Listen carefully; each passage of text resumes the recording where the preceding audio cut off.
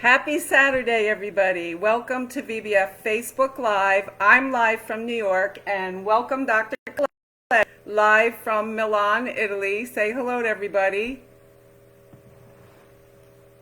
Say hello to everybody, Dr. Colletti. Hi. Okay, hi. We are just now launching, and we will begin. Oh, let me just get my phone synchronized. Also, Dr. Colletti, you can pull this up on your iPhone and see the live feed on our Facebook page to see the questions if you want to do that. If you want to, I'm on our Facebook page now, just waiting. We have one person on, so I'm waiting to see. Hi, Ariana. Ariana's on there. Can you see us both, Ari? Because I'm waiting to... I'm looking now to see the live feed. I see Ari's on. Courtney Blazonis is on. Hi. Christine is on. Hi, Christine. I'm just looking for my live feed. Okay, I'm looking. I see people are joining. I'm just waiting. There. Okay. So I have. Oh, I gotta turn the volume off. Volume off. And silent mode on. Okay. Hi, Ari saying hi. Hi, Linda, and hi, Poppy came from Ari. And all right, everybody. So we have more people joining. Rebecca's on. Olivia's mom's on. Hi, Rebecca. I don't know if you can see it on your phone, Dr. Colletti, but Yvonne is on now. Tam Bam is on. Tam Bam's a mom whose daughter just had her hemangioma removed, and I did one of my mother of birthmark custom paintings for her. So good morning, Tam. Hope the baby's recovering well. So we have 17 people on right now. And hi from Serbia. Ivana is on from Serbia, saying hi to you, Dr. Colletti. Hi, Ivana. Olivia, Venus Malformation Journey, they're all saying hi to you. Claire, Elaine. Hi, Olivia. So before we get any questions, people are joining. We have 20 on now. Why don't you give us a little update on what's been going on for you over the last, 6 weeks that you've been on lockdown? Yeah. I think we just lived what you're starting to live there in the USA. We have been in complete lockdown since 6 weeks and more, and it's visual to see the city without anyone walking around, or the numbers of cars around the streets is very, very low. You seldom see one, so you have to reinvent yourself because you're at home, stuck at home. So you have plenty of spare time. Actually, I don't really have it because I'm taking care of my little children. I have Ariana, who's the older one, living by herself. So I think she's taking care of herself and a boyfriend, and vice versa, of course. But here I'm taking care of my little children. And this, I have to say that just now I realize how women are much, much better than men because they are able to take care of the children and do so many other things that I'm not able to do. I have to put so much effort, and it's draining my energy to just take care of them without a babysitter or something like that. So I've been trying to tell you we're much better. I've been trying to tell you that. Now you know. Yeah, now I know. Yeah. I didn't know before. So, Corinne says hi from Seattle to you, Dr. Colletti, and to me. Sandra's on. Sandra Perry, she's saying to stay healthy, and Susan's on. So, I guess my question to you before we start, and also session is for all of you to ask Dr. Colletti questions on vascular anomalies, birthmarks, related syndromes. Also, especially what's going on now. He's catching up on a lot of that. but we haven't gotten, everybody's like logging in where I have 32 people. We're just kind of getting started. So what about surgery? Have you been able to do any, or is that all on lockdown? No, you are not allowed actually to do any elective surgery here. All the anesthesiologists and all the operating rooms are reserved for emergency cases only, and we are able to just operate patients with cancer. But everything else it's forbidden because all of our resources are aimed at fighting the COVID.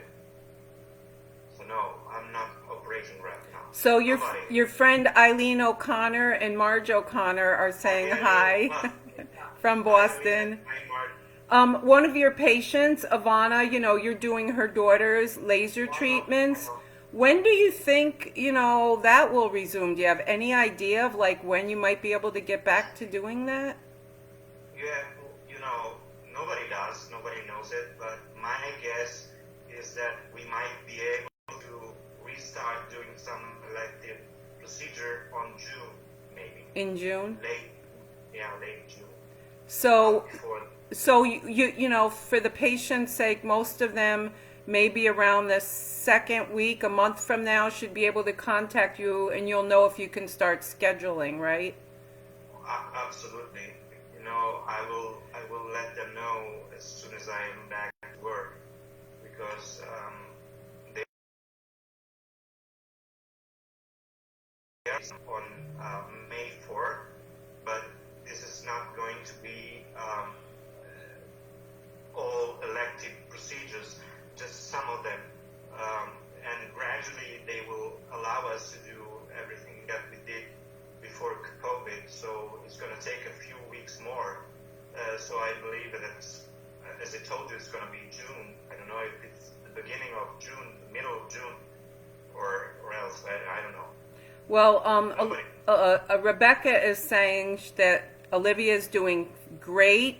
She's been running. Her leg hasn't bothered her. I think this is actually the longest she's ever gone without having pain, because following all of her other previous procedures, it would be a short period of time, and she'd start experiencing the pain and end up with her dad having to carry her. So that's great news. I mean, they got in right under the wire. If it would have been a month later, it might not have happened. So we talk about that being a God thing for them, Yeah, me also. I mean, the happiness that I feel knowing this about Olivia, I can't explain it. I mean, it's just great, and I'm pretty sure I did this with the help of God. I have to say that. But I can say to Rebecca, every other that should hear from me and from us now, that I believe that this is a miracle of ethanol, because ethanol is much stronger and it can really help doing something where other sclerosant have failed. Well, that's another conversation, because we don't really have anybody here other than Dr. Yakes using it. But so one of your patients, Ivana, the one whose daughter has the port wine, she said that the laser treatments you've done have done a phenomenal job on improving the redness. But she said she's very concerned regarding the swelling on her cheek, which is the same, and it doesn't get affected. She said she's 21 months old and still on propranolol. Do you think that propranolol could still reduce the swelling? Is it too late in the end? I'm afraid that the hemangioma could enlarge during puberty. What is your opinion? I don't remember. Is that a hemangioma or a port wine? Yes, it's a hemangioma. Okay. I would like to refer Anna, because the daughter has hemangioma, a mixed hemangioma we call it, which means that it's either superficial and deep. The reason why her cheek is bigger and flatter is that is deep component of the hemangioma, and this will go away actually by puberty. There is no chance that by puberty, her hemangioma will enlarge more. So I think she should be she doesn't have to worry about that actually at all. On the other hand, I'm so happy again to help them and her daughter in the first place, because when I saw her, it wasn't really so early as I would like it to be. You know that treating hemangioma with PDL is more effective. It's sooner. If you do it sooner, it's better. You have more. But if you deal with it later on, you might want to increase intensity, which again is something that you have to be very careful to do, because you have to balance the intensity. So you have the results, but you don't cause any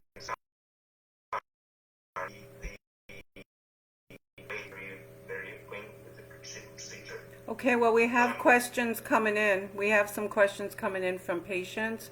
I don't know what the sends messages, so she's going to have to fill in the blanks, but she's saying our current plan is to use the YAG and then possibly sclero or debulking, but I'm not sure. I don't see what her has or Exactly. that. You have to, Heather, let us know, what does he have, where is it located, if they've had any treatments. Now, Claire Elaine is saying, my son has a venous vascular malformation in the left leg. When he knocks his leg, he said he finds it hard to breathe and having a lot of heart palpitations. Do you know if it's related to the malformation? Well, we have to be very cautious on saying that it's really caused by the malformation, but there is a chance that it's caused by the malformation, because if it's a very large venous malformation, and you compress it, you are squeezing it, meaning that you are putting more blood in the central system, which might overload the heart. But this explains only very huge malformations that are completely squeezed into the general circulation. So it could happen, but we have to be very cautious. Yeah, she said he's had 12 scleral therapies to date. Does he have any benefit in doing that?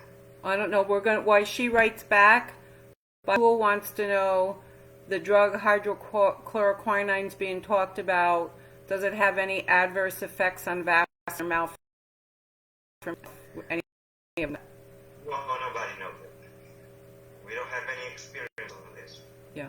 So Christina Garrett Senegan said her 5-month-old daughter has a left V2 port wine with peripheral eyelid involvement. As she is growing, I noticed that the space between her nasal bridge and inner eye on the port wine chronically has some subcutaneous swelling. Likewise, the eye is the first to tear. Her pressures have been normal. Is this characteristic with the port wine? And is this any indicator of likelihood of glaucoma? Or is it just the soft tissue enlarging, No, it's just soft tissue. Something that eye in itself is the surrounding tissue. So I suggest, consider that she has a port wine stain in that region. Obviously, she has to undergo serial examination of her eye during the life. But what she's saying right now is not related to anything in the eye itself. So I'm asking her if she's treated, if the lids and the orbital region is being treated with the laser, because I know that many centers in the world do not treat it. So I really suggest to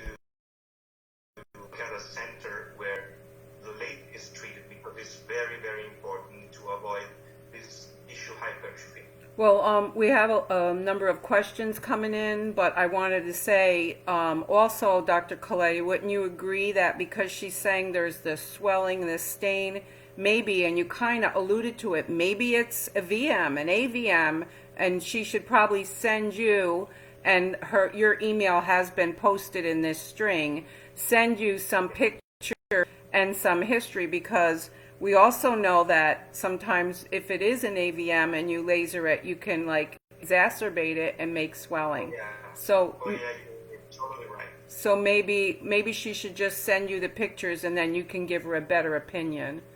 Absolutely, I would love to. Yep. So another Ivana said, "Hi, Dr. Linden, Dr. Colletti. We are watching you from Parma, Italy. We have Oh, really? we have our son Leon, who is 1, and has what would seem to be a deep angioma between his eyes and nose. It appeared on December 20th when he was 8 months old. We're using propranolol, but there's been no improvement. Is this a misdiagnosis?" I think so. Yeah. Well, you know, nature can do what she wants, but it's very unusual for a hemangioma to appear at 8 months of age. Hemangiomas, infantile hemangiomas, appear usually on the 2nd to the 4th week of age, more the 2nd than the 4th. So it's a very, it looks to me to be very late to be a hemangioma. But again, since we are very close to each other, I suggested to write to my email Yep. and show some pictures to me so I can have a better idea of the diagnosis. And we've been posting Dr. Colletti's email, but it's his name, Giacomo.Colletti@gmail.com. It is in here, and you can also write, and we can give it to you, and he's on our website. That's really important. You send the history to Dr. Colletti, because I remember she and I were talking, and when I was in Italy in November, I was going to try to have you see the baby. No, the baby was born in December. It must have been another one, but there's another one that I wanted you to see from Parma. So Susan Klingbeil said, "Do you know what the new drug is that's supposed to be coming out that would be a topical?" Well, the topical PIK3CA inhibitor, if she's talking about Venthera's protocol, I'm actually working with them. So it's on superficial venous, glomovenous, cutaneous stains. They're getting close to clinical trial, and it would be for adults.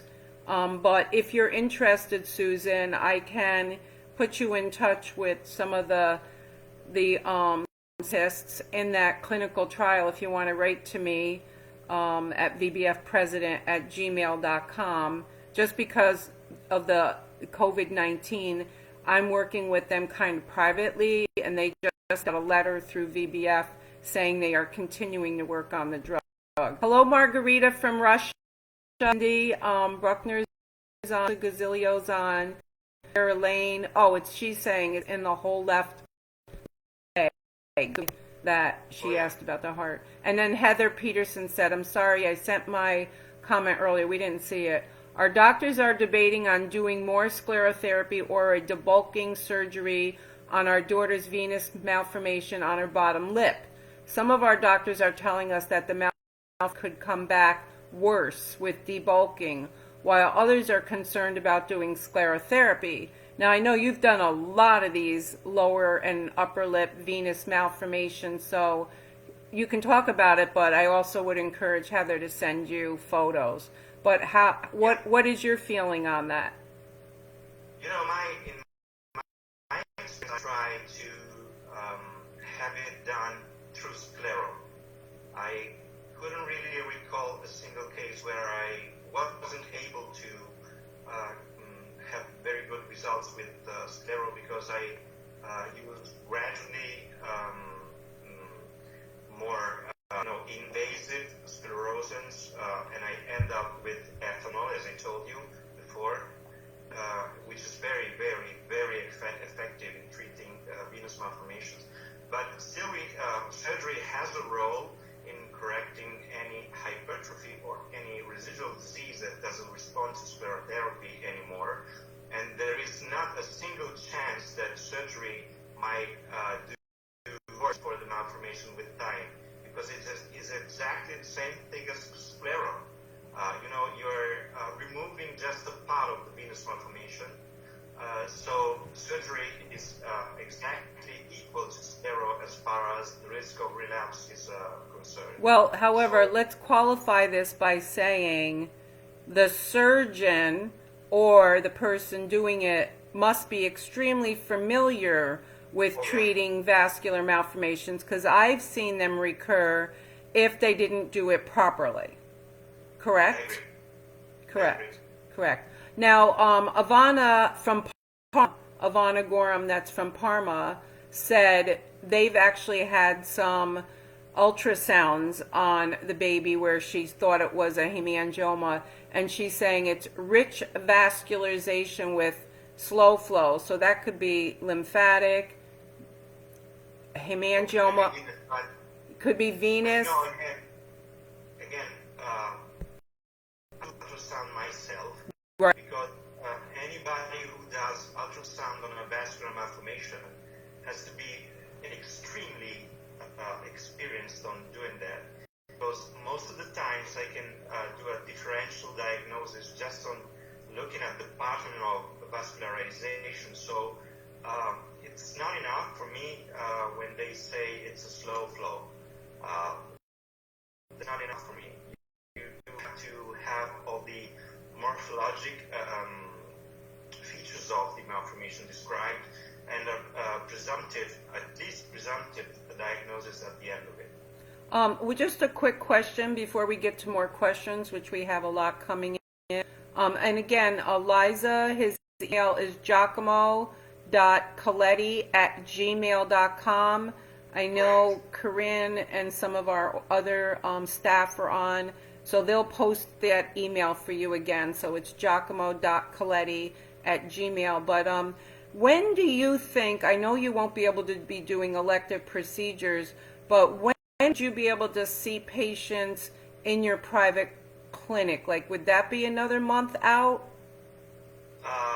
Yeah, because I think that I will be able to do my private practice in the middle of May. In the middle of May. Okay, well then that's... 1 month before we will be able to do the procedures. Okay, so that's good news for people, that they can actually see you at your clinic, and then from there, even if the surgeries or the lasers are being done a month out, at least they can see you, get the accurate diagnosis, and then you can do the planning.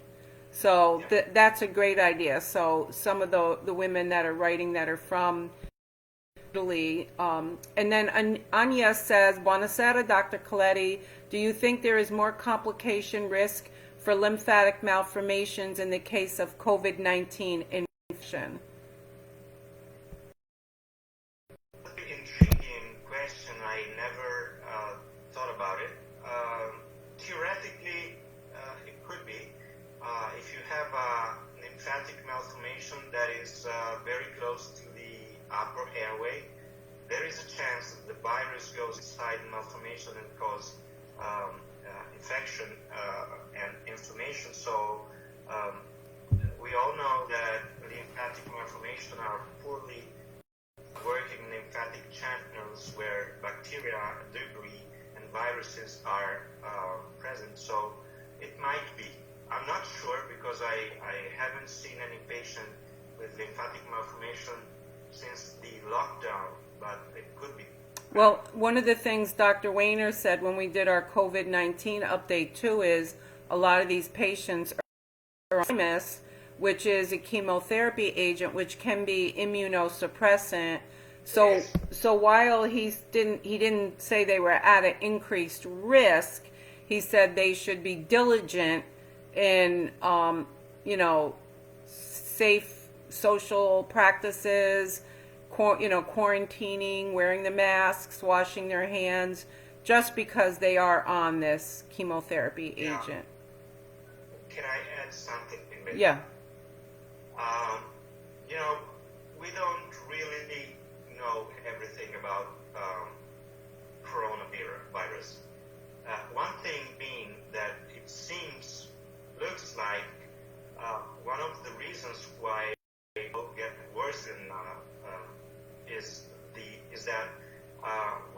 excessive immune reaction to the virus. They have some trials with tocilizumab, which is immunosuppressor as well, and it seems to work. So we don't really know if being on an immunosuppressor increases the risk for infection or not. So it's very reasonable to think so, but we don't have the proofs already. Okay. So when in doubt, just be cautious, like if you're on any of these medications. So Christina Garrett Senegan said they're seeing Dr. G and her orbital regions being treated, and I know right now his practice is closed, and as everybody knows, I'm 3 hours north of New York City, and we have fairly low fatality rate, morbidity rate here of 18 people, where, you know, New York City is double-digit thousands. So they'll be a little slower with getting back on track. And as a matter of fact, we're right now in the process of trying to reschedule our September conference, where you will be, to December 5th. And we should find out about that this week, about getting it rescheduled. So, okay, Liza, the email is below. Margarita Holadova said, what do you think about the new electroporation procedure being done in Germany with bleomycin plus a current? Is there a risk of damage of facial nerves in the case of lymphatic on the cheek? I don't know. Do you know about that? Oh yeah, I do. Just to have some idea about the first doing this procedure in the world were Chinese people, and they do it since 5 years or something like that. So we don't have to say the Germans do it because the Chinese did it before. And I have to say it depends on what's the underlying disease. I know they do it for lymphatic malformations and AVM as well. If you take a look at the pictures that they show after the procedure, results are a mixed bag, because electroporation causes a lot of scarring on the surface as well, and there is a risk of damage underneath. The current that is applied to the needles is very high. So if you take a look at the picture and papers that they presented, many of the patients have these scars, and some of them they have facial nerve paralysis. Yeah, they do. Tam Bam has a question, and oh, hi Linda, my best friend's on. Linda, she's a Linda.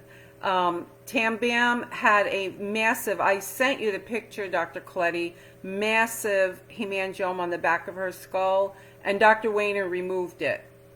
And she wants to know what's the chance it can come back. I would say if Dr. Weiner removed it, he would have gotten it all, right? What do you think? Oh yeah, but also the hemangioma, we think it was, yeah. Yeah, the risk of recurrence is very low to none. I would say none.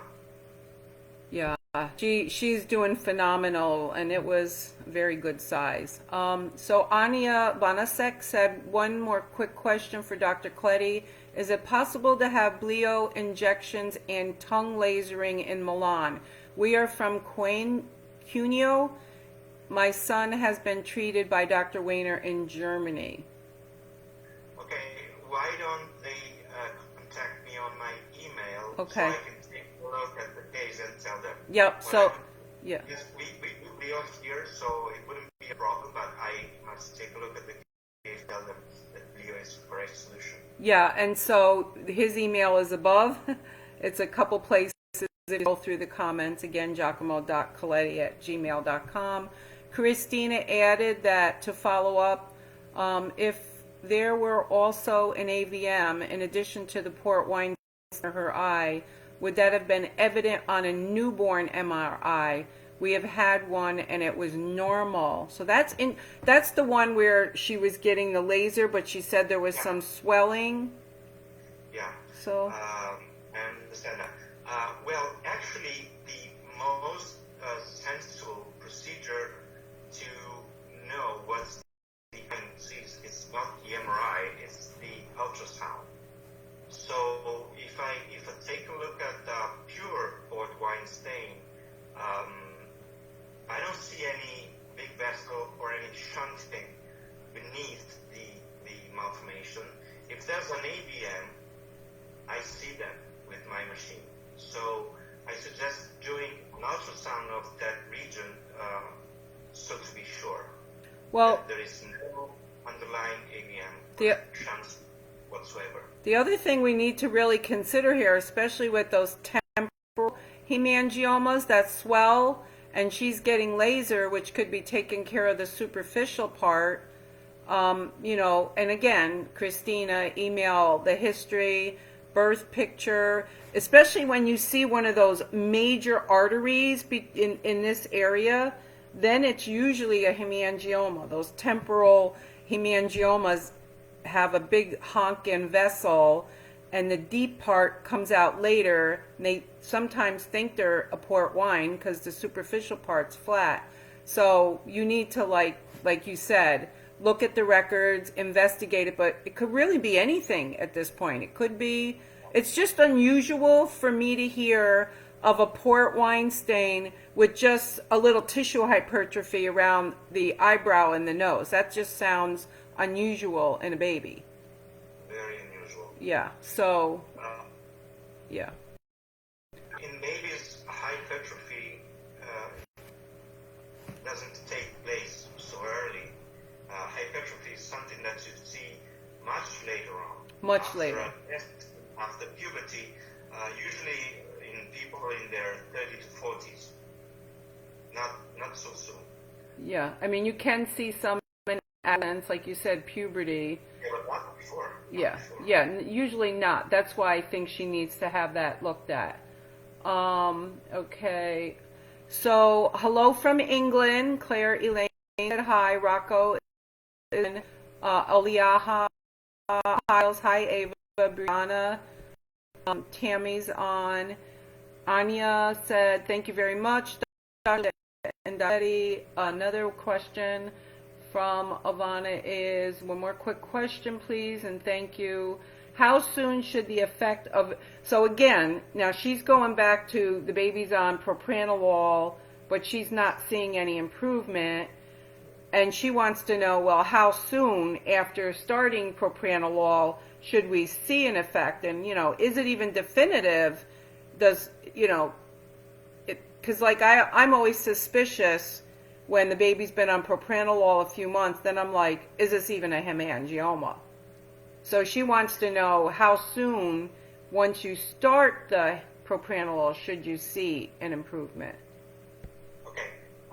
Again, I should make some consideration. If you start propranolol very early in hemangiomas, you have to see an improvement, even a slight improvement, but a perceivable improvement in 3 weeks. Because in my experience, 3 weeks are definitely enough to see improvement. But if you start it later on, then the improvement might be, you know, if you start it later on, improvements are much smaller than if you started before. So you might want to wait a little more before you see some results, but not more than 1.5 months. Yeah.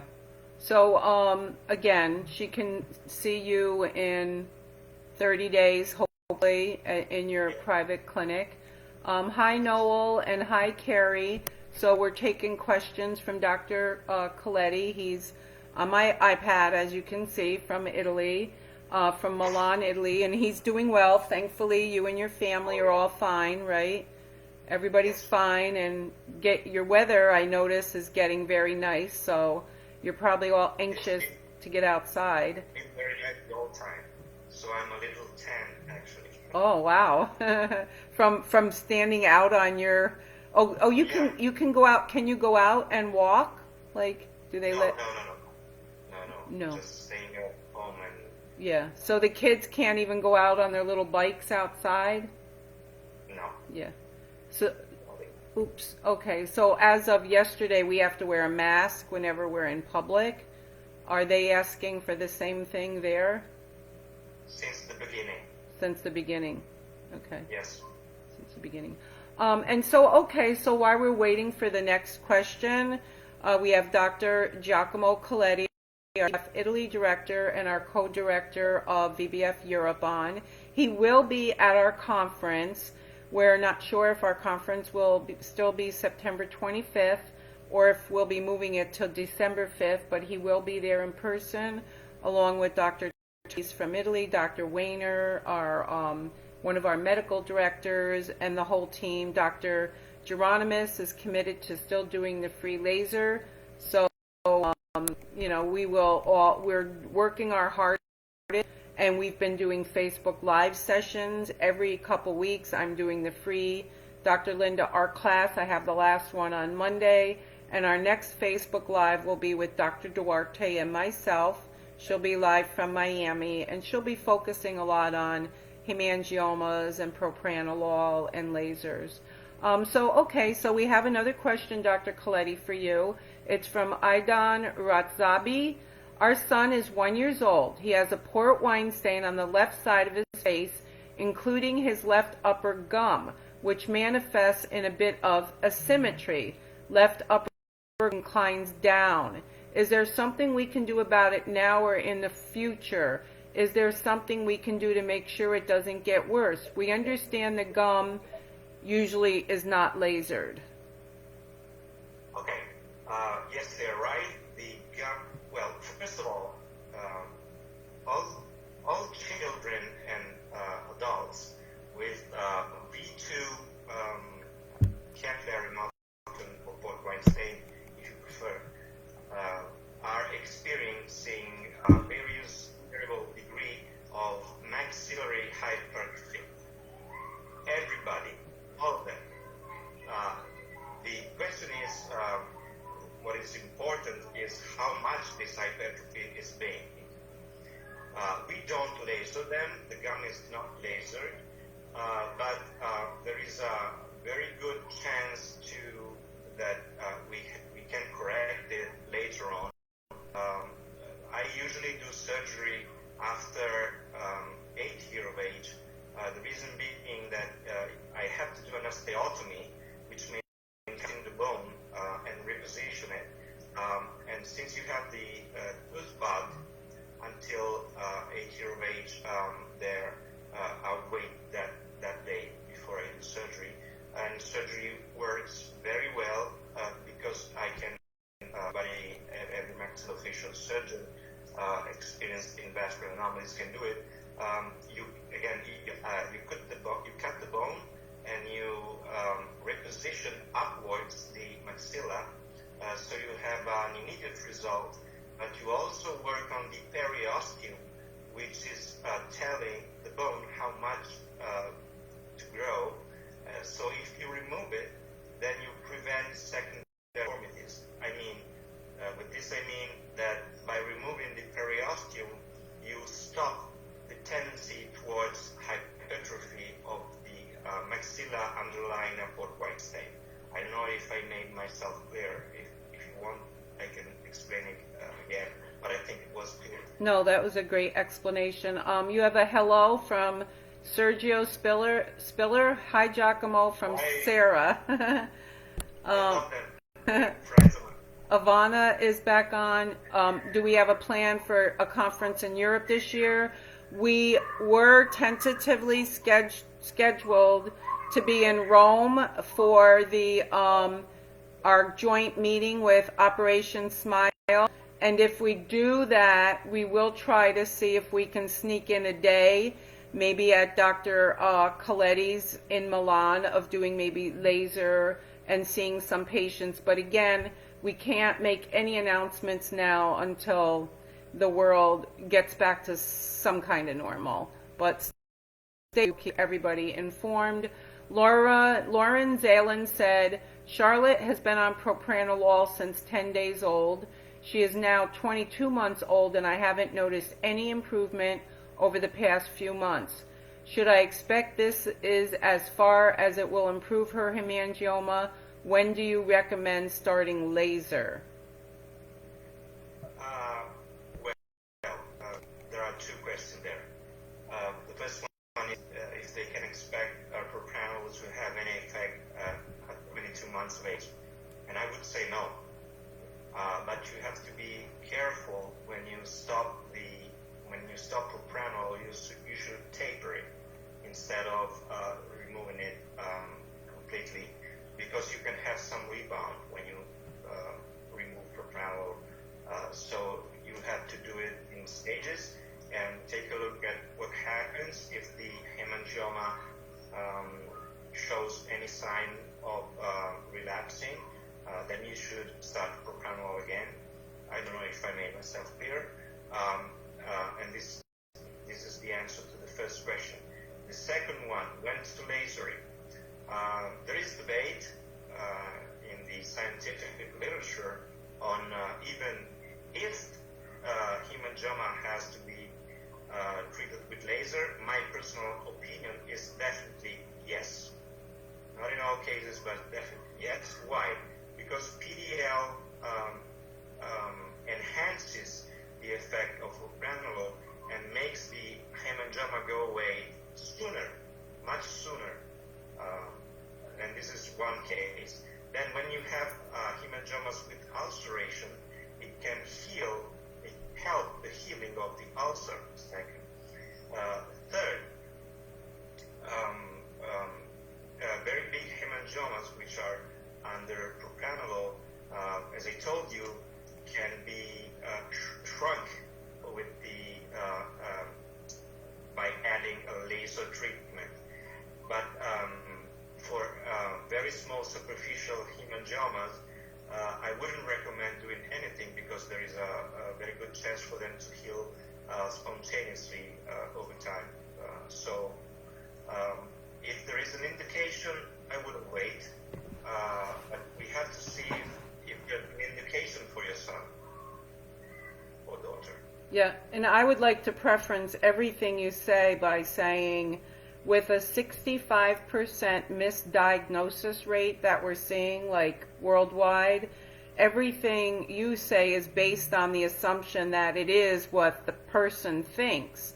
But again, as you know from all the clinics you've been to with us, that decision gets reversed like 50% of the time.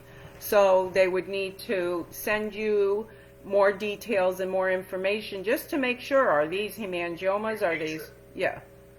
So, and pictures, any imaging studies, and a history from birth until present is critical.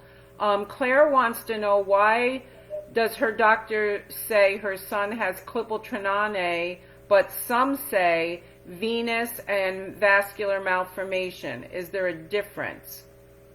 Oh yeah, there is a difference. I don't know if this is the mother of that boy with venous malformation of the entire leg.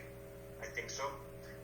In any case, clipaltrinane, it's a mixed malformation, which means capillary-venous lymphatic malformation of the entire leg, while a venous malformation is a pure malformation of veins.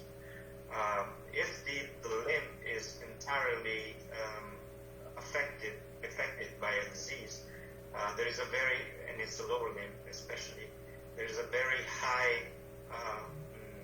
chance that is a clipaltrinane and not just a pure venous malformation.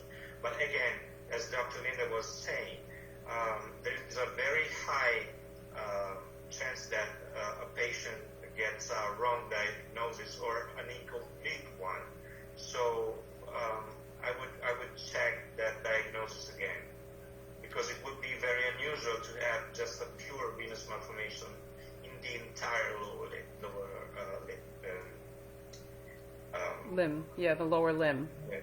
Well, and the other thing is, like in Mulligan's textbook, which I'm resting my laptop on, he calls clipaltrinane the triad So bone, muscle, and tissue involvement, where Right. venous, again, imaging and ultrasound will be very definitive for you. Some people say, oh, does it really matter? Yeah, it really does matter that you get an accurate diagnosis because the treatment outcomes can be completely different, correct? Correct. Absolutely. So Fran Benowith is writing to us from South Africa, and she's saying, I've been advised to put my daughter on sirolimus for her vascular malformation, but cannot get doctors to prescribe it in South Africa. Now, I want you to know her daughter has a fairly good-sized lymphatic malformation of the orbit through VBF. She was brought to the U.S. I know her. Yeah, you know I her. know her. Yep. And if I'm not wrong, I told her, the mother, to contact with the doctor and so I can explain him or her how to do the prescription. Sirolimus is available worldwide. Right. So they there. I'm pretty sure of what I'm saying. So if they put me in contact with a doctor there, I might be able to help them. Yeah, and the thing is, like Fran's saying, how the doctors in South Africa make them afraid when they hear sirolimus. Well, there are doctors all over the world that tell parents, if you cut a hemangioma, the baby will bleed to death. And that's absolutely not true. Even 25 years ago when Christine had her surgery and Dr. Wayner removed her hemangioma from her entire lower lip, 75%, she lost 1 teaspoon of blood. But it's that fear by surgeons or doctors who've never done these that it's vascular and it'll bleed. So there's so much misinformation, Fran. But Dr. Colletti's saying he's willing to communicate with your doctor. The other thing is, now that we're working more closely with Operation Smile, we may be able to find some contacts in South Africa more willing to do these treatments. So get in touch with Dr. Colletti, and then, like, I do know we have a, and I think Stephanie's under 20, so we have a pediatric surgeon in our network now in South Africa. He might be somebody that could work with Dr. Colletti, at least on this man or whatever. So get in touch with him and let's talk about it. Oh, so said her son has a 3-centimeter leg length in his affected leg, discrepancy. So, I mean, that can lead to KT. But, you know, again, too, like, even with the going back and forth between Venus and KT, that happens all the time, you know. So the whole thing is, and she can contact me, Claire can, you know, does he have compression? Is he doing water therapy? What are his options? And we can put you in touch with Dr. Delphinian. But accurate diagnosis is important because, again, too, as Dr. Colletti will tell you, and myself, you don't want compression therapy if it's an AVM, but if it's, you know, a KTS, it will be beneficial, but some cases it's not beneficial. So accurate diagnosis. Gil is saying her daughter has an extensive port wine on the right side of her body and lymphatic malformation, apparently. When she gets a knock, she gets a big lump and stays for months. Is this normal? Also, her affected leg is slightly larger than the, oh, you got to tap your computer connecting. I guess we lost him. He'll be back. We just lost Dr. Colletti for a second. Okay, let me just accept. There My you go. laptop died. Oh, not plugged in? No, it died. It Oh. was plugged in. Huh, that's It interesting. just died. Okay, well, we've got 10 more minutes. Are you on the phone? Yes, I am. Okay, so what Deidre was saying is her daughter has the port wine on the right side of the body, and they're calling it and a venous lymphatic. So Yes. she's got tissue, the whole thing, all three. And then when it gets banged, it swells. So she wants to know, is that normal? Yes, it's absolutely normal. Very typical for a mixed malformation. Absolutely. Well, unfortunately, Fran from South Africa, oh yeah, Steph is 18 now. She said her doctor from South Africa is refusing to communicate with anyone. So, I don't know. Let's try to figure something out. Yeah. I mean, the only other thing is, Fran, maybe we can get back in touch with the Babyface Foundation and at least get you here when Dr. Colletti's here in December for our conference, and then get you the consults that you need for her. And then if started on the sirolimus, then one of our doctors can communicate with somebody from South Africa. So we have to work it out. Eileen O'Connor said, "Hi, Dr. C." Yeah, hi, Eileen. It's always a pleasure for me to hear from you. So Brad Beatty is saying, saving Lillian Bay here, Florida, Chop ain't Philadelphia, Ian Jacobs. I'm not sure what you need, Brad. Let me know. Wonderful work. Oh, okay, so maybe they're taking care of the baby. He wears a compression stocking, so maybe it is KTS. It is KT. Yeah, Yeah. I would assume that. Yeah. The only other diagnosis that we could have is Barks-Weber, but it's very, very, very unlikely. Or CMTC. Yeah. Yeah. Okay, so Christina Giunta Gardner said her husband is 67 years old. He has Klippel-Trenaunay syndrome, left leg from the toes up through the flank. His leg length discrepancy, and he's had surgery at 13. He used some form of lower leg compression his entire life faithfully. He's my hero, still works in construction and never complains. That's pretty good that he's made it to 67 and he's still rocking and rolling. So you're doing the right. Wonderful. Yeah, you're doing the right thing. So we have 7 minutes left, and I want to thank Dr. Colletti. We're going to keep on it. We all know you have family, Dr. Colletti, there, and when Dr. Wayner was on with me, his dog barked the whole time because the plumber was at the house. So it's just part of life, you know. Yeah. Brad. You might have heard my boy screaming. Yeah, but that's normal. So Brad said he has a 10-year-old with a microcystic hygroma. She is a survivor. That's awesome. I don't know if you've done any treatment or not. What do you use for the microcystic lesions, Dr. Colletti?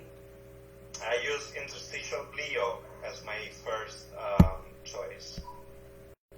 And well, first of all, I wouldn't call it that hygroma because we know. yeah, the correct term is lymphatic malformation. This is not just academia. It's very important to call it the right way because hygroma is a different disease, much worse than a lymphatic malformation. Still, a microcystic lymphatic malformation is very difficult to treat, and there are several options.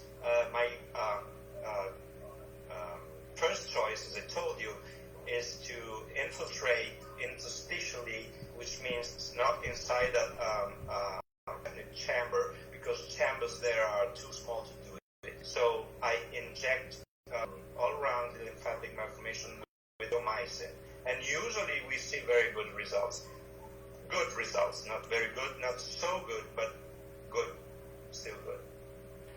So Mihaela Boban, you've seen her in Rome and Milan. Her daughter was getting the laser. Unfortunately, she's had to suspend treatment because of COVID-19. But both Dr.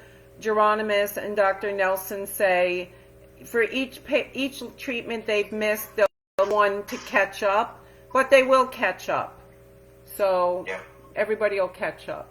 Deidre's saying her daughter had imaging at 3 months and all good. Do we need to follow up on any images as she gets older?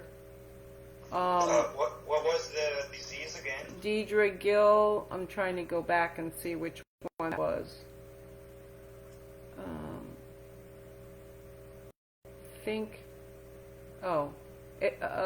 Port wine venous lymphatic malformation, that one on the right side of her body, and venous and lymphatic.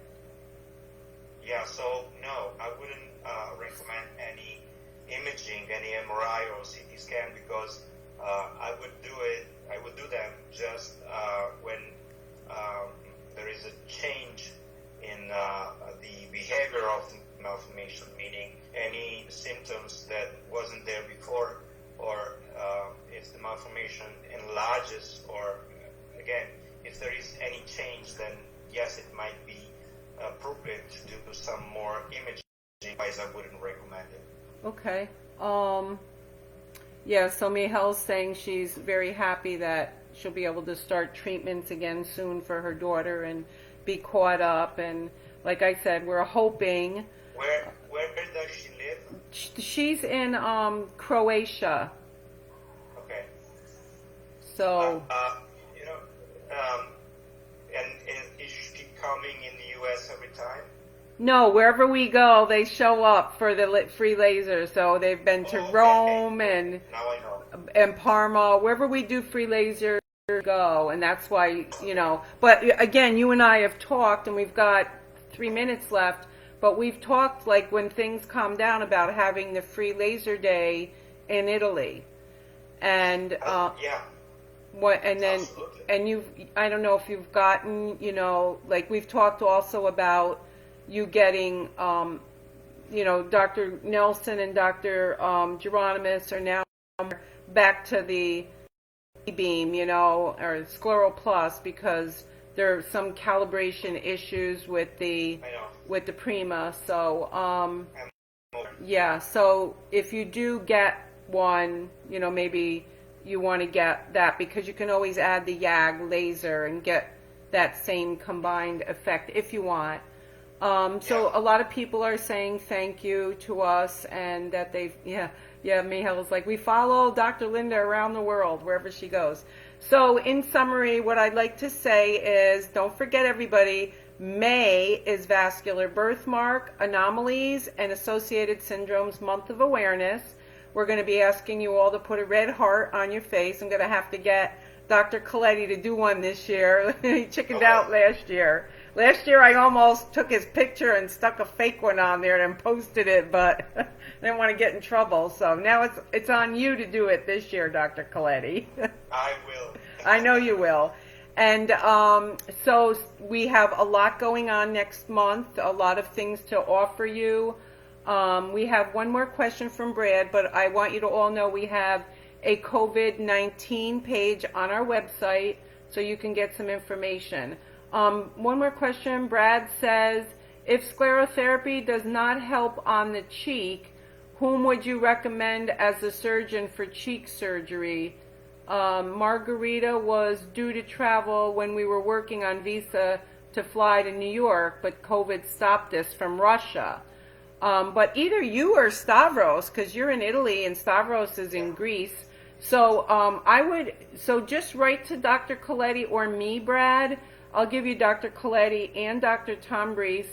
They do the same thing, one in Greece and one in Italy, and it may be just a lot easier for you, because New York City is the worst in the world for COVID-19, and we may be a long time coming back, where Italy will be back by June, and I think Athens and Greece will be back sooner, because they haven't had it as bad. So you might want to go with the flow, where it's best. So thank you, Dr. Colletti. It's 12 o'clock for being on here with us from live from Milan. And as I say, stay safe and stay sane.